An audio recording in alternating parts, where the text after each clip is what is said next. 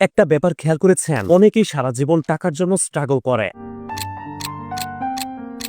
আবার কিছু মানুষ খুব কম বয়সেই অর্থনৈতিকভাবে স্বাবলম্বী হয়ে যায়।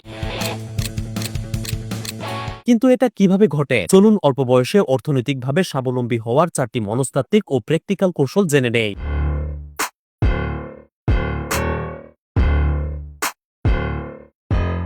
নাম্বার 1, আপনার ইনকাম সোর্স ডাইভার্সিফাই করুন, অর্থাৎ 2 থেকে 3টা ইনকাম সোর্স তৈরি করুন। শুধু একটা ইনকাম সোর্স থাকা মানে একটা পাখির একটাই ডানা, যা দিয়ে সে স্বাধীনভাবে উঠতে পারে না। স্মার্ট মানুষ সবসময় কমপক্ষে 2 থেকে 3টা ইনকাম সোর্স তৈরি করে। কিন্তু প্রশ্ন হলো কিভাবে করবেন? আপনার কাজের পাশাপাশি ফ্রিল্যান্সিং, ফেসবুক, ইউটিউবে কন্টেন্ট বানানো বা ছোট অনলাইন বিজনেস শুরু করুন। এগুলো আপনার এক্সট্রা ইনকাম বাড়িয়ে দিবে। নাম্বার 2, সেভিংস নয়, করুন স্মার্ট ইনভেস্টমেন্ট। অনেকেই শুধু টাকা জমিয়ে রাখা বা সেভিংস করতে চায়, কিন্তু কোনো ধনী ব্যক্তি তার জীবনের শুরুতে টাকা জমিয়ে রাখেনি। টাকাকে টাকার কাজ করতে শিখান। টাকা ইনকামের জন্য টাকাকেই আপনার হাতিয়ার বানান। বুঝে শুনে স্মার্ট ভাবে আপনার টাকাকে উপযুক্ত জায়গায় ইনভেস্ট করুন। দেখবেন মাসে মাসে ঘরে বসেই আরো টাকা ইনকাম হয়ে যাচ্ছে। নাম্বার 3, লার্নিং মানে আর্নিং। নিজের স্কিল বাড়ান। প্রতিদিন নতুন নতুন জিনিস শিখুন। আপনি যত শিখবেন আপনার ভ্যালু তত বাড়বে, আর ভ্যালু যেখানে যত, টাকা সেখানে তত।